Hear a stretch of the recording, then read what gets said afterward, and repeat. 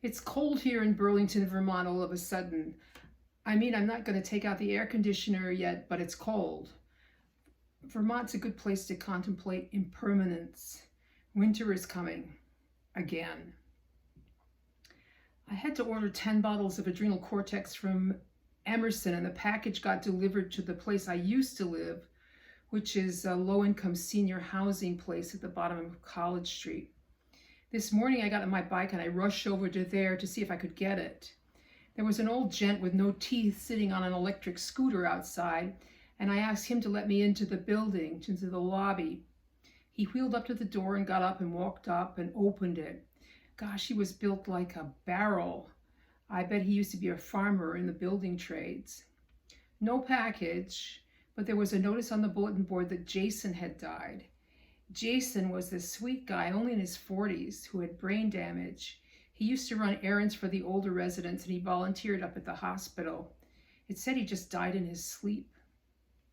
I went out and I asked the old gent about Jason. Yes, he said it was terrible. Have a lot of people here died? I asked suspiciously. Oh yes, he said, a lot. A lot of them who didn't want to take that medicine. This is a piece I wrote a while ago. I called it the Pharmacokinetics of Mercury, explained by a liberal arts major. Indeed, I have no technical training at all. I never even took a class in chemistry in high school or college. In a way, this is an advantage because when I do manage to understand a topic, I can explain it to other people like myself, which I have done here. I hope there are no chemists who will pull their hair when they listen. So, the pharmacokinetics of Mercury, explained by a liberal arts major. When Mercury enters the body, no matter from what source, the first place it winds up is the bloodstream. This is true whether it is inhaled from amalgam, consumed in contaminated fish, injected with a vaccine, or absorbed through the eyes in contact lens solution. The bloodstream is connected directly to the liver, and the liver filters out the mercury, mixes it up with the bile, and sends it out with the feces. The kidneys also filter the blood and excrete mercury in the urine. The bloodstream is directly connected to the liver and the kidneys, but it is also directly connected to every other tissue and organ in the body. As mercury circulates in the blood, some of it gets dropped off and accumulates in various locations. There are 4 particular target locations which are particularly susceptible to mercury buildup.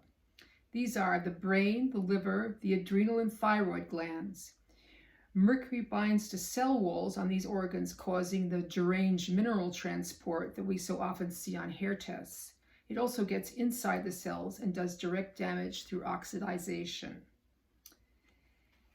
When mercury is bound to cell walls, entered the cells, or accumulated in organs, it has left the blood and is not available to be excreted by the kidneys or the liver. When it winds up in the brain, liver, and endocrine glands, it interferes with these organs' ability to function properly.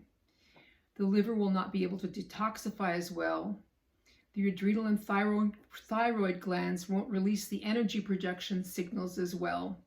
And the brain will not be able to regulate emotional, intellectual, endocrine, and autonomic functions the way it should.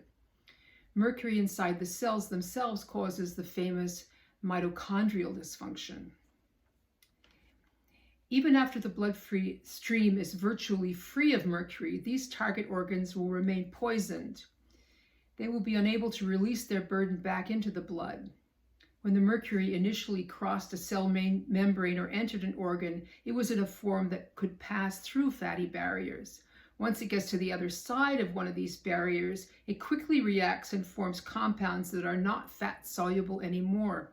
It remains trapped for decades or forever.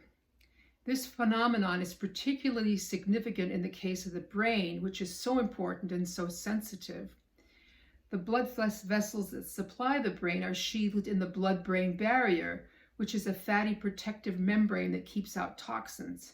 Unfortunately, organic mercury and mercury vapor can pass straight through. Once inside the brain, that mercury can cause dementia or mental illness, Parkinson's disease, ALS or MS, or mess up the endocrine system. Take your pick. Mainstream toxicologists agree that mercury remains trapped in the brain, and any symptoms you still have a year after an exposure has ceased will remain with you forever. What they don't understand is that you can heal your symptoms by getting mercury out of your brain and organs through proper chelation. Thank you for listening. Please like and share and all those good things. Let's see if we can spread this information far and wide.